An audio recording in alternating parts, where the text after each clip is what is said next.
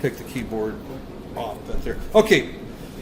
Number 1A, list 3 different memory spaces in the 8051 microcontroller family and the purpose of each and what it's typically used for. All right. We have 3. One is code memory, and that is used to store your software and programs, such the term code memory. 2 is our data memory. Now that's got 3 parts to it. One is it's got the registers R0 through R7 times 4 banks. Right there. There's 4 banks. That's all in the data memory. And then 128 bytes of special function registers are there. And then the rest is just scratch pad memory. Or we'll just say data memory. And my handwriting is still bad. Data memory.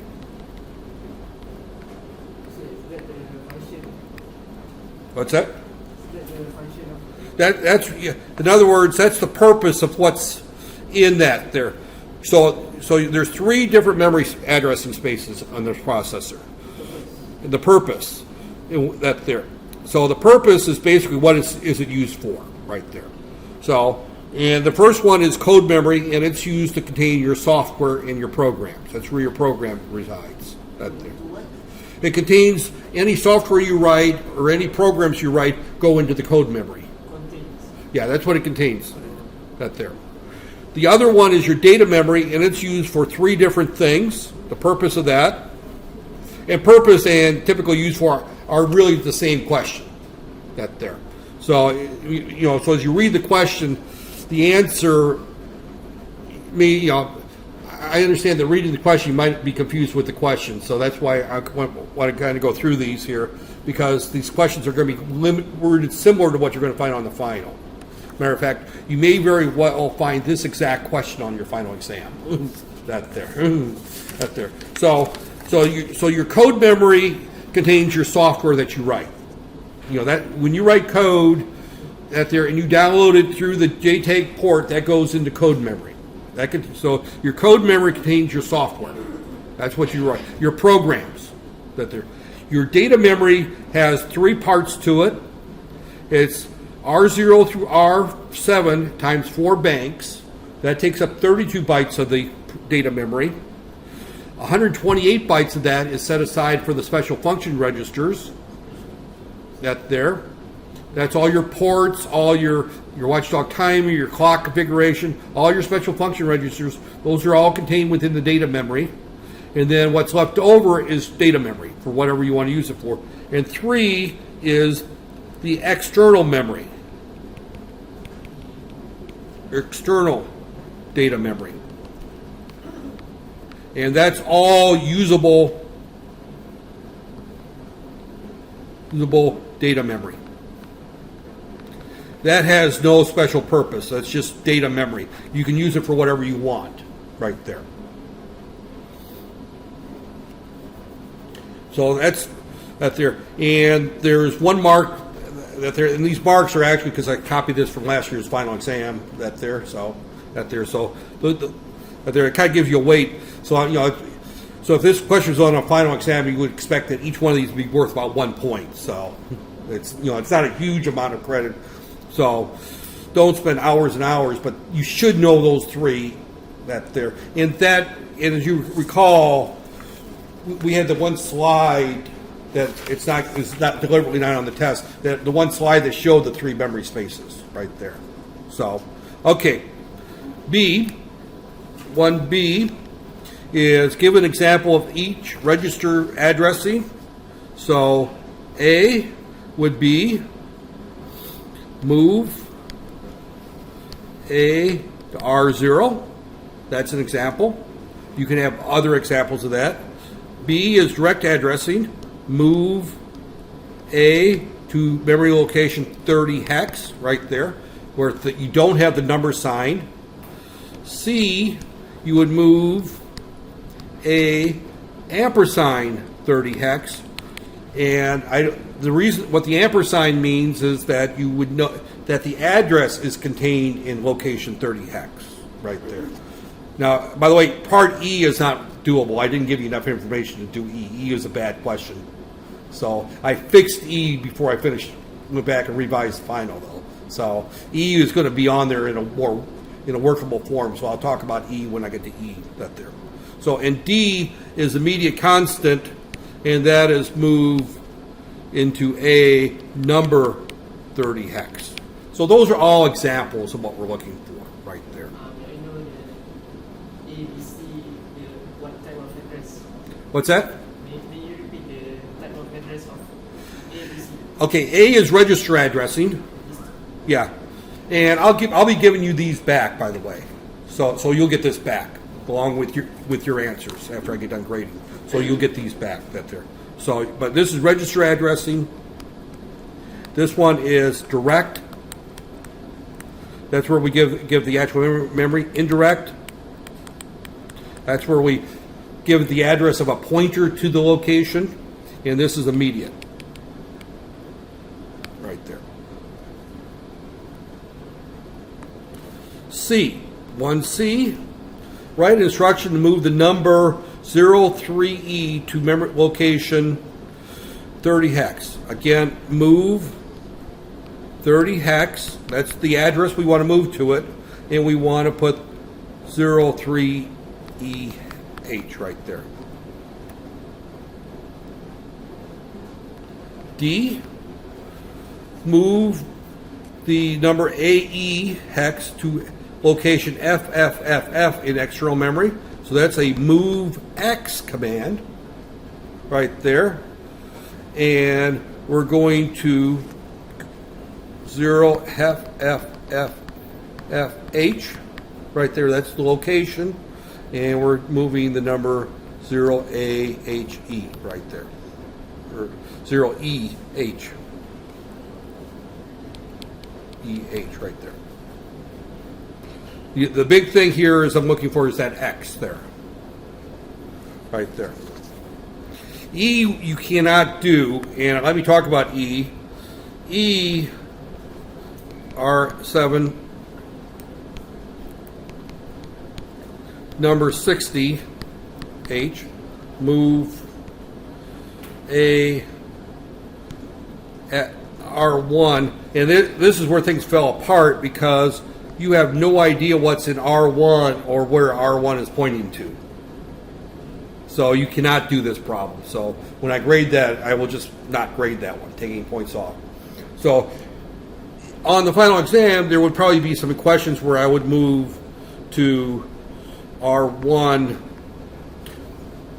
45 hex, and then there would be move to 45, 29 hex or something like that, and that would move the number 29 that there. Or I may tell you that this is in such and such a memory location beforehand. So this problem doesn't work because I do not tell you what's in memory location move, that there, and actually if I said R0, but you still don't know what is in memory location 60 that there. I don't tell you what's in the memory locations that there, so you can't do that. As soon as I go move into A, what R1 is pointing to, it won't work because one is R1 equals right there, and then equals, and that memory location equals what? So even if you know what R1 is, you don't know what's in that memory location. So I have to give you more information. But keep in mind, you would be expect a problem like that. There. The only difference is I would make sure that I would give you all the information you need to finish the problem this time, right there. So 1E is a bad problem, but the format is, my point is to expect a problem that looks like that there. So that is not the first time I've gave a test problem that it was no good. So that would be a bad test problem right there. So hopefully I don't have any of those on the final. Right there. Okay. Question 2. Question 2 is right there. I give you a picture of the clock there. you don't really need that picture for anything other than just a kind of a reference. You know, number one is explain the reason you would want to use, or there's actually, you know, that there has two internal clocks. One operates at 24.5 megahertz, the other one operates at 80 kilohertz. Well, 80 kilohertz is much, much less than 24.5 megahertz, right? I mean, it's a factor of about 500 times less right there. And the reason we would use the 80 kilohertz is that the power consumption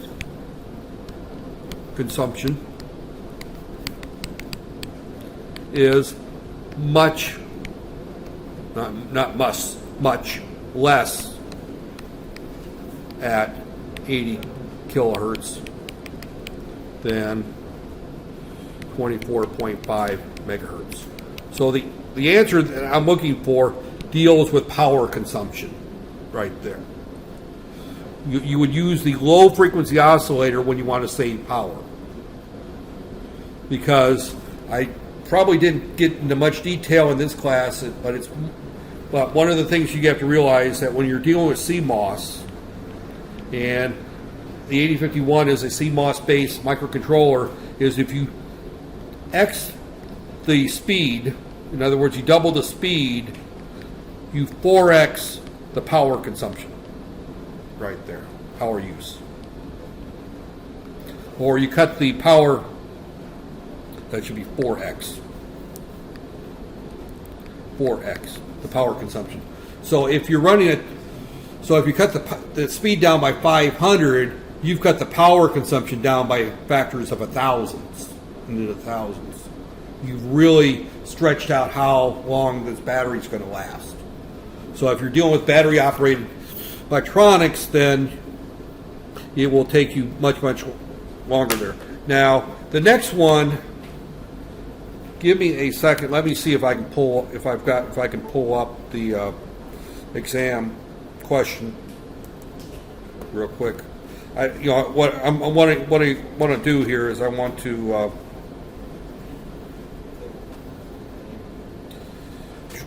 and the reason I unplugged this is so I can see the whole screen right there.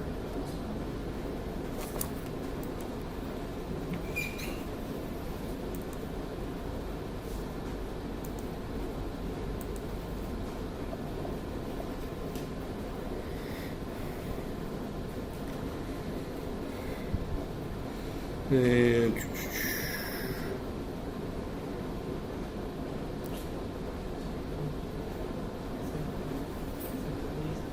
trying to find one that I just did here not too long.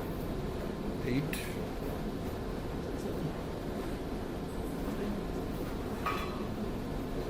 No.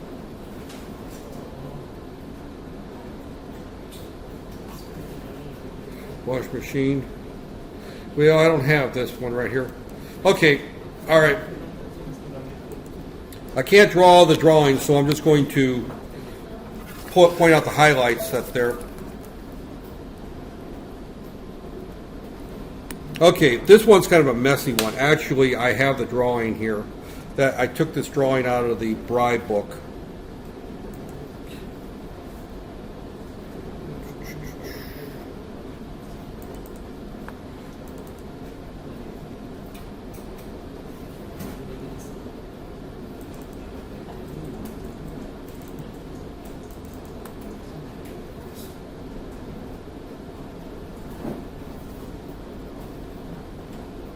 It's all the way down to chapter 9 here.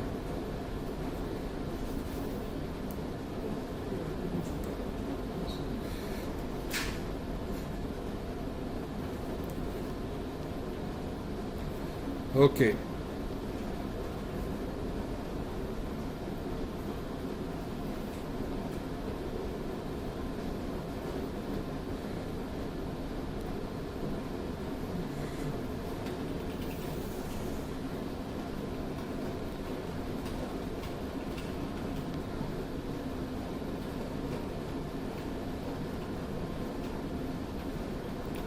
Okay, this looks like the drawing I had right there. There's my drawing there. Give me a second here.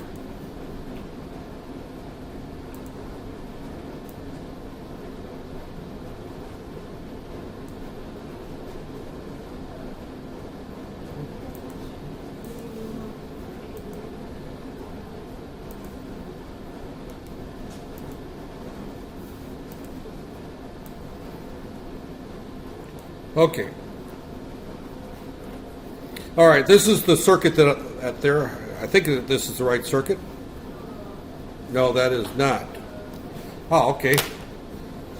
Okay, that's not. Maybe this is the one I stole for the for the final. Right there. So, okay. Right there.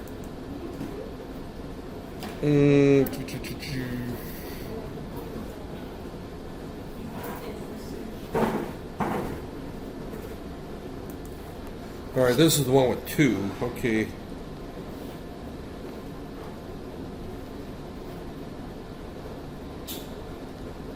I know I stole it out of this book, but where did I steal it out of this book? It may be. That doesn't look like it. Okay, well. It may have came from the homework problems at the end of the book here. Nope. Where did I steal this circuit from? See, I have lots of them to steal from, and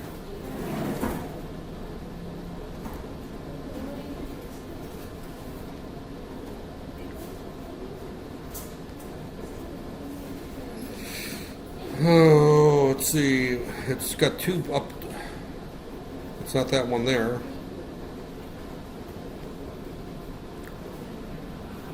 See, these are all very similar. I tell you what, this looks like it right here. This one is the one right here, yeah. This is the one here. So those who just took the test remember it, huh?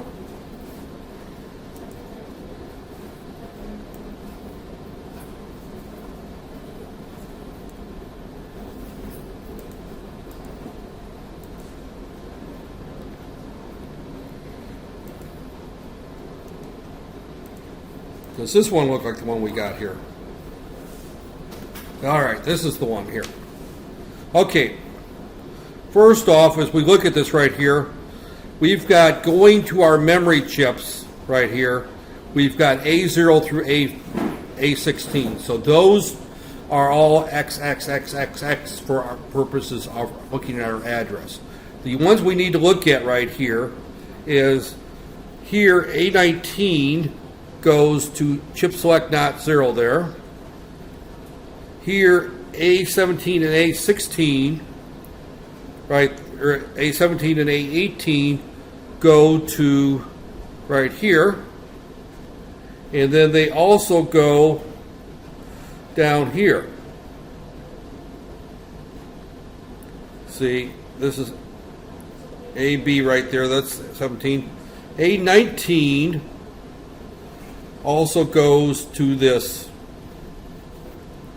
right here, is brought down here, the G0. So it's going through this inverter right here, and all this is doing is just inverting right there with the IO memory not. So the IO memory not, we can ignore that one per se, because we're going to know that that has to be low for a memory operation right there. So that's brought to here, it's got to be low, and this is VCC. So this here only gets us our IO memory not. Here, A19 has to be a high for this to be selected right here. Right there. So you've got to look at these chips right here. And so the first thing we need to look at, the only pins that we're concerned about is A19, 17, 18. Everything else we don't worry about for looking at our chip selections. And this is probably going to be one of the harder questions for as far as on hardware on the final. But what we're looking at right here is that A19, A17, and A18. Let's put them in the right order right here. A18 and A17. We'll talk about the other 17 pins here in a second there. So, for the top one to be selected right here, let's look at, we'll call this U2.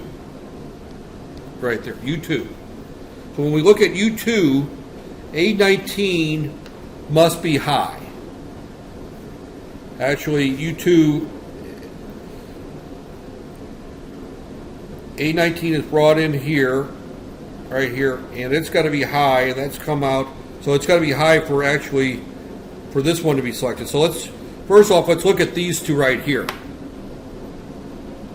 Right there, because as we look at these two right here, and I know this is kind of a tricky one. I'm trying to get this expanded, it won't expand. Okay. A17 and 18 have to be low for this top one to be selected here. 17 and 18 have to be both high for this one to be selected. So when we look at U1 or U2, and the bottom one is U3, right? U3. So for the top one to be selected, right there, A17 and 18 have to be low. And we get that from the fact that it's tied to A and B, and Y0 coming out is low. So that means that those two have to be low for this one to be selected. So 0, 0, right there. The opposite is true here. We're bringing this out from Y1 or Y3, so they both have to be high for this one to be selected right there. So we have to look at these memory device, select lines coming in. Now let's look at A19 and what's happening with this. A19 is brought right into chip select not here. So A19 has to be a low for this one to be selected right there. Right there. A19 has to be low. It's brought straight into here. And then it's run through this inverter here, inverting this AND gate, which is actually acting as an inverter because this is on the I/O memory not line right there. So this is output. If it's a memory application, this is a 0, so this is always going to be a 1 in. So if this is a 1, this is going to be a 0 out. So it's got to be a 1 here. Right there. So our memory locations are U2 is going to be 0, 0, 0, 0, and then I'm just going to write 0, 0, 0, 0 right there. So it's going to go to 0, 0, 0, 1, F, F, F, F right there. That's the range for this here. So it's 1 F, F, F, F hex is the range for U2. U3 goes from U3 1, 1, 1, 0, because A19, 18, and 17 all have to be a 1, to 0, 0, 0, 0, to 1, 1, 1, 1, F, F, F, F. Now everything in the chip goes from 0 all the way up to that there. So it's going to go from, that looks like it's E, F, F, F, F, to F, F, F, F, F, right there. So that's our range that we're looking at. That's the answer we're looking for right there.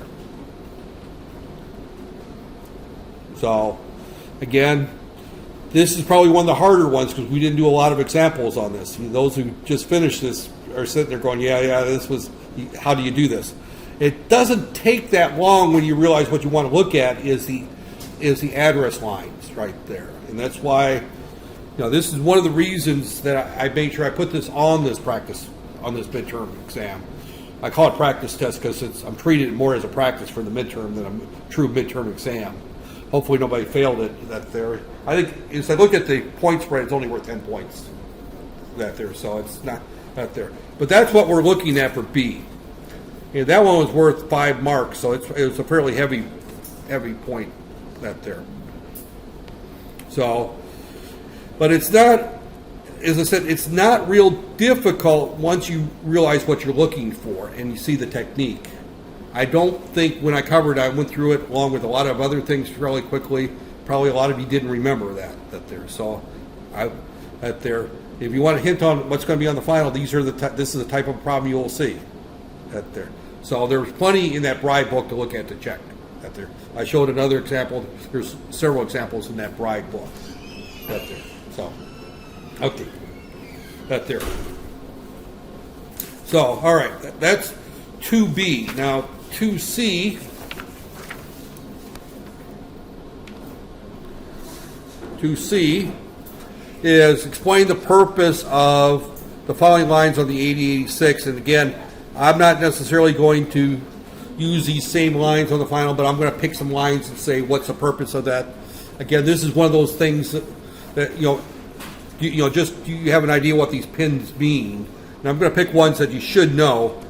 AD0 through AD15 are the multiplex, address, and data lines. Now, I just simply said explain the purpose of that there. So the purpose is part of the time. They're the address lines. Part of the time.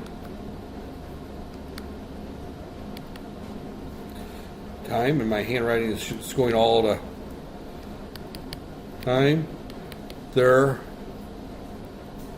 And actually, I put the wrong there. There.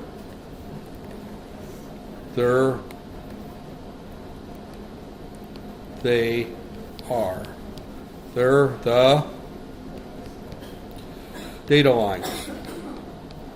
Now, on this question, do not get into any definition of when they're the address lines or the timing or all that. Just simply tell me what the purpose of the line they are. This line, in this particular case, is dual purpose. It has two purposes. So part of the time it's an address line, and part of the time it's the data lines. So read not. Low indicates a read operation. Right there. That's all you need to say right there. A16/S3 right there. That's the same thing. It's a multiplex.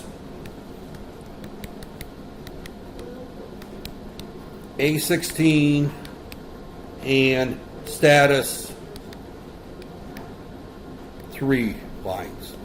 And you can say part of the time it's A16. You don't have to tell me what S3 means. It's just when you see that A16/S3, you know that it's a multiplex line. Some of the time it's a status line.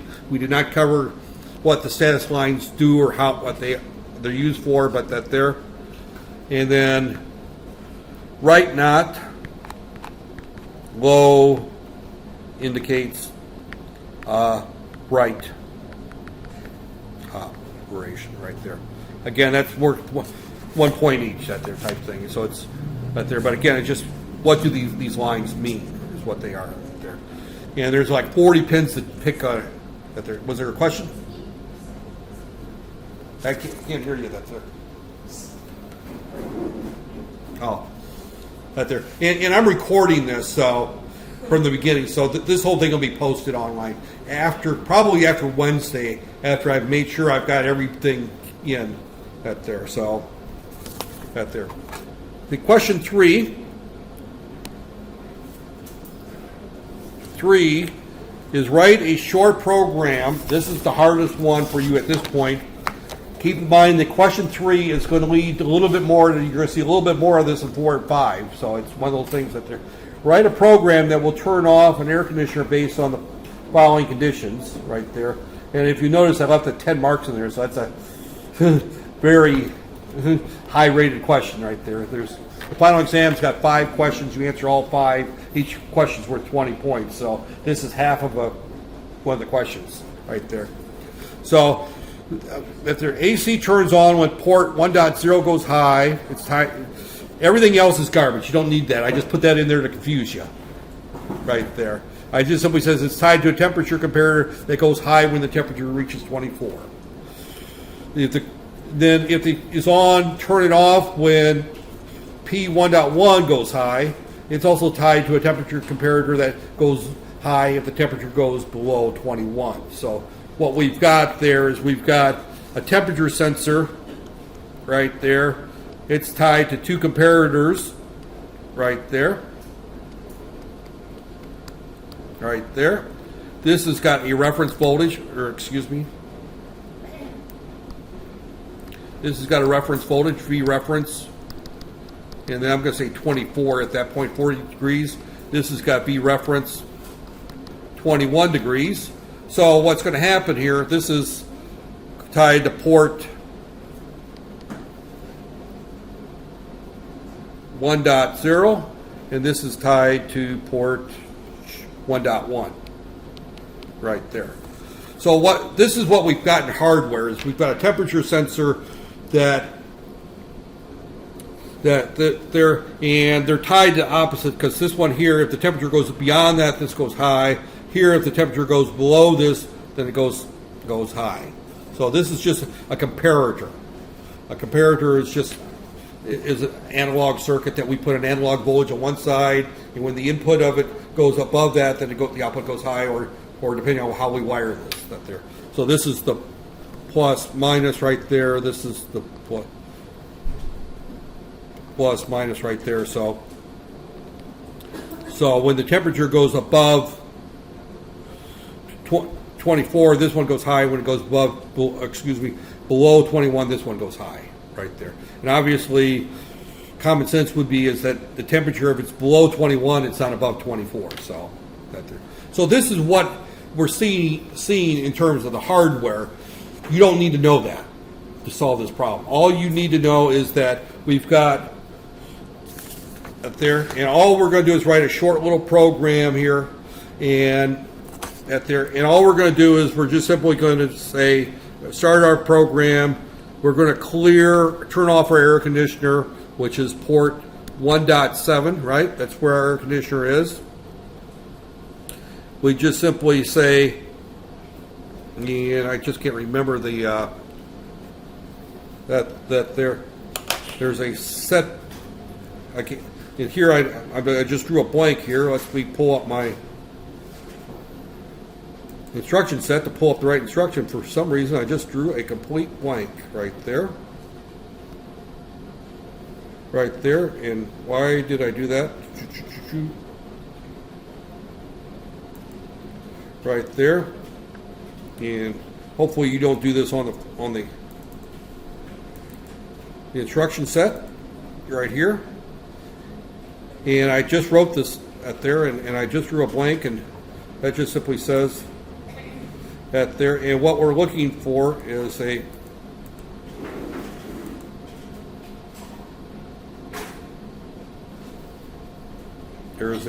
we can do it in multiple ways, but the command I'm looking for is a logical command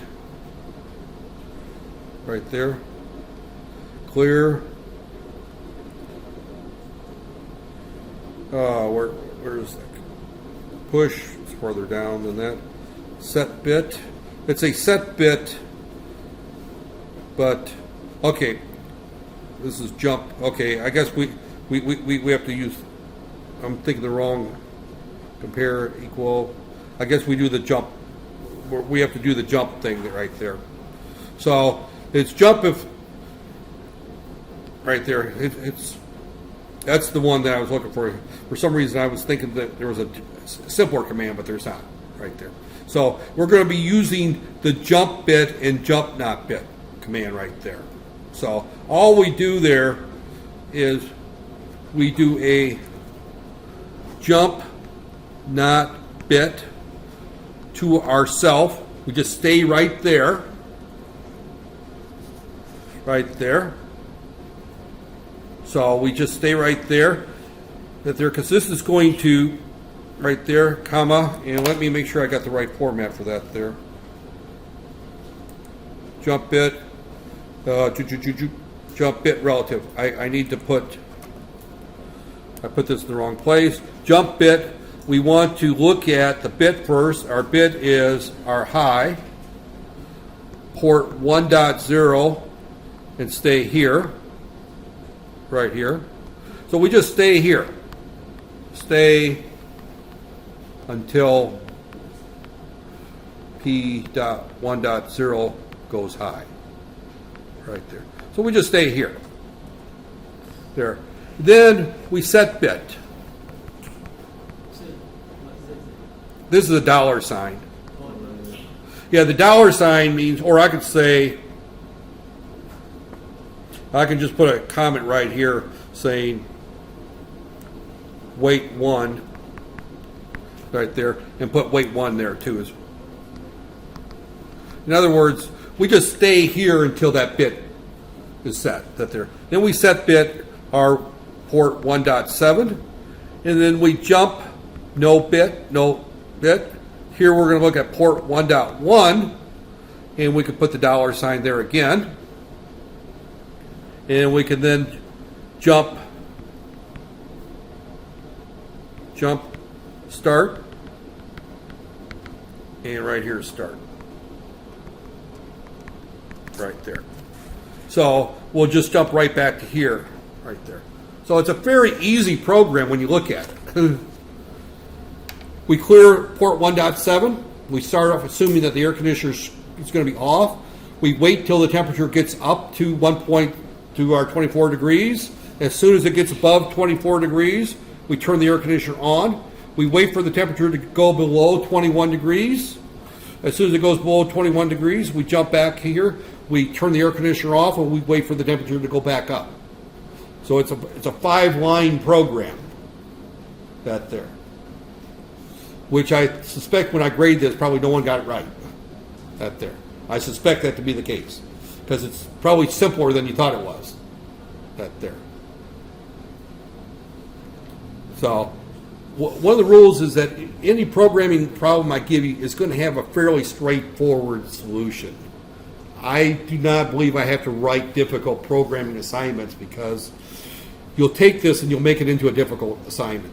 That there. But this is, as you look at it right here, the bullet points almost leads us to the solution. The air conditioner turns on when it goes high. So you do nothing until that goes high. Well, that's what this command does. Does nothing until it goes high. And then you do nothing, and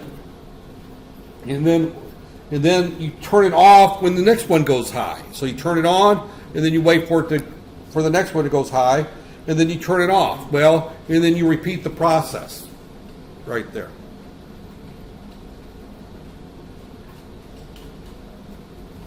So the reason I put the clear here at the beginning is because we want to start off with the idea that it's that there, because if it's already on and you're waiting for the temperature to get to 24 degrees, it's never going to get to 24 degrees, and it never will check.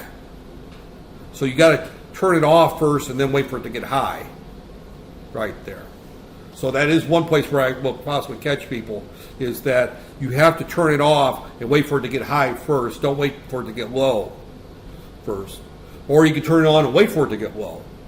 Go one or the other. But you have to assume that when you turn, here's our temperature, when you turn the air conditioner on, it starts to go down, then it's going to reach 21, then you turn off the air conditioner, the temperature is going to start to go up, it's going to reach 24, you turn the air conditioner on, and then it starts going down again. That's what we're assuming to have happen right there. Now, if for some reason it's raining like crazy and the temperature is cold, it's late at night, and the temperature goes below 21, and you don't turn the air conditioner on, that's okay, right there. And if it's so hot out that you turn the air conditioner on and it still goes on up higher, you still want to keep the air conditioner on, trying to bring it back down to 21. That there. But if it's so hot that the air conditioner is not bringing it down, it's just the air conditioner is not big enough for the room, that there, or it needs servicing or something. That there. So if the air conditioner just runs continuously, it never shuts off, it's either not powerful enough for the room or there's something wrong with the air conditioner. But our normal flow of operations Air conditioner off, temperature goes up. Turn the air conditioner on, temperature goes down. Reaches the set point, temperature goes up. Right there. This is what we're doing as far as our controlling the temperature in our room. Right there. So that was the test. That's there. Get there. It took me, of course, I wrote the test, so I should be able to figure out the answer. But I did cheat. I had to look up the jump no bit that there. For some reason, I thought there was a command that allowed me to set a bit based on that there, but no, it's a jump no bit that there. And there's a jump bit that will tell me to jump or that there. So I use the jump no bit. So this is a fairly straightforward that there. Any questions on that there? Why does it use separate That 1.7? Because if you read the problem, which you don't have the problem in front of you, the problem says that the AC output is on P1.7. Yeah, the air conditioner turns on when the input on P1.0 goes high. It's tied to the temperature sensor. If the temperature is on, then turn it off when the input on 1.1 goes high. And then I say that now I also say turn on the crossbar and set the output to push pull. So those two commands I didn't give you there, right there. So you got there. But again, this is a short program. This is the key thing that I'm looking for right there. I'm not going to worry about the crossbar and that for right now. Although you should on the final exam, I'll be looking for that there. But you can look those commands up that there. That's just one command right there. There's two commands where you set mod move port 1 mod out that there, and you want to set port 1. So you would be 0x80 right there. You would move that there, and the other one is turn on the crossbar move. And I can't remember the command for the crossbar off the top of my head because I always look it up, but you have to remember it for the final exam. even if I don't have to memorize it, you have to memorize it for the final exam. That there.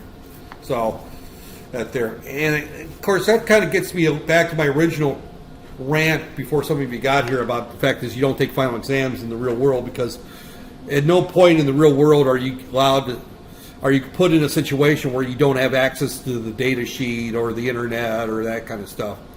Really, this open book, open note, open internet midterm is actually more of a test that you would see in the real world than you would see in our final exam setting. Because in the real world, you are in a situation where you would have access to everything around you that there. So, if I had an engineer working for me that sat there and tried to remember everything that he needed to do write a program, I would probably have to fire him because he'd be spending too many times correcting mistakes. She falling asleep on us or crying? She's not crying about her business problems, are you? That there. So, all right, that's all I have for today. I know it's a relatively short discussion, but